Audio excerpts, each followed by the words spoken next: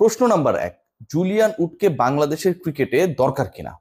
প্রশ্ন number 2, Julian উডের সাথে Bangladesh cricket board এই মুহূর্তে চুক্তি নবায়ন না করার যে একটা স্ট্যাটাসে রয়েছে সেটাকে সমর্থন করেন কিনা।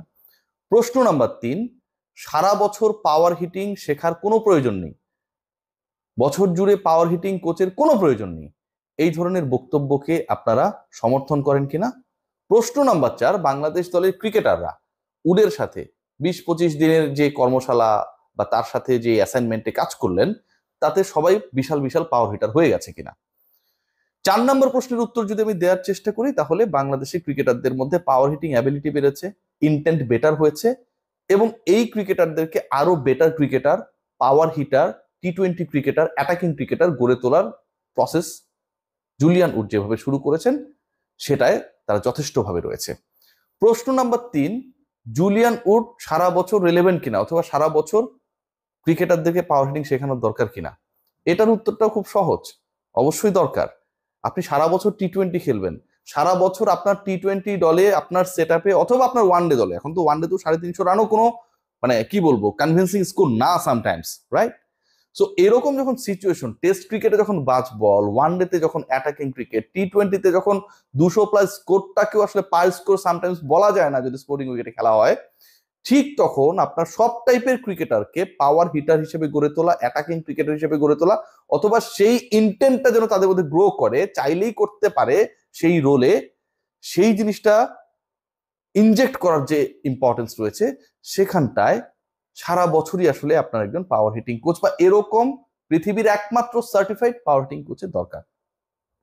জুলিয়ান উডের সাথে ক্রিকেটাররা সবকিছু শিখে ফেলেছে কিনা, এই যে কথাটা, নিশ্চয়ই শিখেনি, এটার সাথে আমি একমত না যে এই 25 দিনের কর্মশালায় সবকিছু শিখে ফেললেন।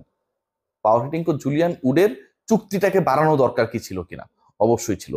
এই যে নাজমুল আবেদিন ফাহিম একদিন আগে যে সংবাদ সম্মেলনে তিনি বললেন যে সারা বছর পাওয়ার হিটিং শেখানোর দরকার নেই, তাহলে তো সারা বছর স্পিনও শেখানোর দরকার নেই, সারা বছর পেস বোলিংও শেখানোর দরকার নেই, সারা বছর ব্যাটিংও শেখানোর দরকার নেই। কারণ ক্রিকেটাররা যারা ন্যাশনাল টিমে খেলে, ন্যাশনাল টিম মানে কি সর্বোচ্চ পর্যায়ে, তারা এজ ভিত্তিক দলে খেলে, তারা লিগে খেলে, তারা বিপিএল এ খেলে, তারা ফার্স্ট ক্লাস ক্রিকেট খেলে এবং এগুলো খেলার পরেই তো জাতীয় দলে খেলে। তার মানে ব্যাটিং কিভাবে করতে হয়, যেই ক্রিকেটার ডান হাতে ব্যাট করে সে তো ডান হাতি ব্যাটারই থাকবে, যেই ক্রিকেটার বাঁ হাতি ব্যাটার সে তো বাঁ হাতি ব্যাটারই থাকবে, যে টেলেন্ডে ব্যাট করে 11 নম্বরে 10 নম্বরে ব্যাট করে সে তো ওই জায়গায় ব্যাট করে, ব্যাটিং করছে দরকার কি সারা বছর।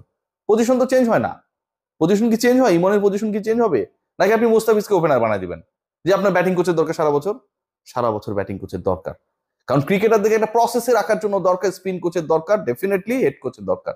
প্রত্যেকটা জায়গায় যেখানটা স্কিল ইনভলভ সেই জায়গাটায় আপনার ওই পার্টিকুলার জায়গার বিশেষজ্ঞের দরকার।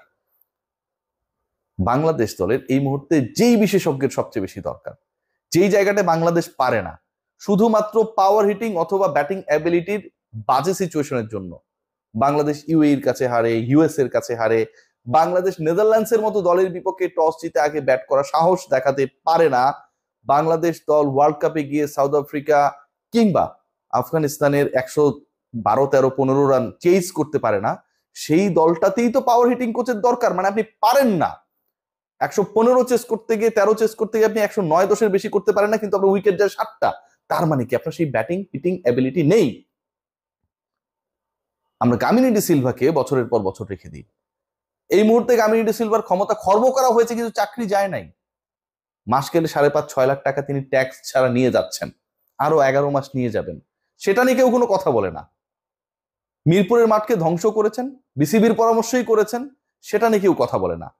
কিন্তু যেই জায়গাটায় আমার উৎকর্ষতার সুযোগ রয়েছে, যেই জায়গাটায় ক্রিকেটারদের ডেভেলপমেন্টের সুযোগ রয়েছে এবং ডেভেলপমেন্টটা চোখে পড়ছে, ভিজিবল ডেভেলপমেন্ট হচ্ছিল, সেই জায়গায় এরকম একজন কোচকে চুক্তি নবায়ন করার সুযোগ থাকার পরেও আমার ক্রিকেট প্রশাসক সংবাদ সম্মেলনে এসে বলেন সারা বছর পাওয়ার হিটিং শেখানোর কোনো দরকার নেই। জুলিয়ান উড কি শুধুমাত্র সারা বছর ন্যাশনাল টিমের ক্রিকেটারদের নিয়ে কাজ করতেন? যেই ছেলেগুলো আন্ডার 19, 17, 16, 15 খেলে, যেখান থেকে আলটিমেটলি একজন ক্রিকেটারের বেস তৈরি হয়, হিটিং অ্যাবিলিটি তৈরি হয়, বৈভব সূর্যবংশীরা আসলে যেখান থেকে তৈরি হয়, ঠিক ওই জায়গাটায় জুলিয়ান উডকে কাজে লাগানো যেত কিনা, সেই পরিকল্পনা, সেই ভাবনা কি তাদের মধ্যে কখনো ছিল? যারা আইপিএল খেলছে, যারা ইংল্যান্ডের বিভিন্ন কাউন্টিতে খেলছে, যারা অস্ট্রেলিয়ার বিগ ব্যাশে খেলছে সেই ক্রিকেটাররা কি তাদের রোল থেকে সরে আসে? যেই ছেলেটা আইপিএল এ খেলছে, যেই ছেলেটা বিধ্বংসী ক্রিকেট খেলছে, সে কি সারা বছর বিভিন্ন সময় বিভিন্ন রোলে চলে যাবে? Definitely not. Power heating is an ability, এবং এটা একটা কনফিডেন্সের জায়গা ক্রিয়েট করে একজন ক্রিকেটারের ক্ষেত্রে। আপনি ভারী ব্যাটে খেলবেন নাকি হালকা ব্যাটে খেলবেন, এই গোয়িং আপটা আপনার হবে হচ্ছে এমন একটা স্টেজ থেকে যেখান থেকে আসলে আপনার ক্রিকেটে হাতে খড়ি, অথবা আপনি একটা পর্যায়ে পৌঁছেছেন। বিপিএল এ যেই ক্রিকেটাররা খেলবে অথবা বিপিএল এ যেই ফিল্ডস গুলোতে খেলা হবে, যদি পাওয়ার হিটিং কোচের সাথে ন্যাশনাল গ্রাউন্ডসে এই মুহূর্তে সবচেয়ে আলোচিত নাম টনি হেমিংকে মিথস্ক্রিয়া করানো হতো যে উইকেটটা কেমন হলে হিট করতে সুবিধা হবে, কেমন উইকেটে হিটিং এ প্রবলেম হয়, হেমিং এর উপর তো কেউ নাই, উডের উপরও কেউ নেই।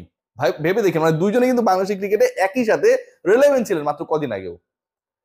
এই রসায়নটা, এই কেমিস্ট্রিটা যদি করানো হতো, ভাবতে পারেন আপকামিং বিপিএল এ ক্রিকেটারদের কনফিডেন্সের জায়গা কতটুকু বাড়তো। 5টা দলে বিপিএল হবে, একটু আরেকটু অন্যভাবে চিন্তা করি না। জুলিয়ান উড ন্যাশনাল টিমে তখন কোনো অ্যাসাইনমেন্টে থাকবে না।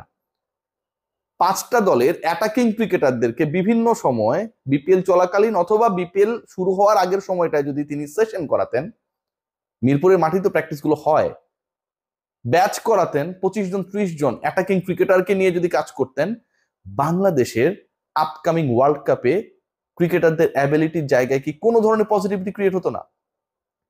এই মুহূর্তে পাওয়ার হিটিং কোচের দরকার নেই। চিন্তা করতে পারেন যে একজন ক্রিকেট প্রশাসক এই বক্তব্য যখন দেয়, তখন আমার মতো গণ্যমূর্খকে এই কথা বলতে হয় যে ভাই, আমার সামনে এশিয়া কাপ, এশিয়া কাপের পরে উইন্ডিজ আসবে, বাংলাদেশ তারপরে বিপিএল খেলবে, তারপরে বাংলাদেশ বিশ্বকাপ খেলতে যাবে। এখন যদি পাওয়ার হিটিং কোচের দরকার না পড়ে, তাহলে আপনারা কখন খেলাবেন? আমার জুলিয়ান উডকে তাহলে দরকারটা কখন? গামিনী ডি সিলভাকে আমার সারা বছর দরকার।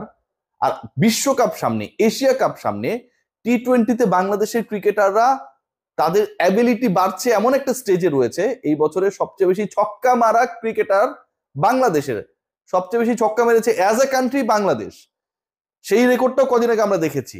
এই স্টেজে এসে যদি আপনি বলেন যে আমার এটা দরকার নেই, কেমন কথা হলো?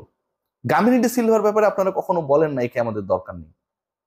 আপনারা বিভিন্ন জায়গায় প্রচুর অর্থ খরচ করেন। আপনারা এই যে ইলেকশন হয়েছে, কিছুদিন পরে আপনারা দেখবেন এজিএম টেজিএম হবে, আপনারা সবাইকে আইপ্যাড আইপড টট দিয়ে দিবেন, কিন্তু ক্রিকেটের জন্য, এই ক্রিকেটের জন্য যে জিনিসটা দরকার, সেটাতে আপনাদের ইনভেস্ট করতে বড়ই অনীহা। বাংলাদেশ ক্রিকেট বোর্ড সব আমলে সেম, সেটা পাপন হোক, ফারুক হোক আর বুলবুল হোক, মিষ্টি কথায় আসলে চিড়ে ভেজে না। Take care.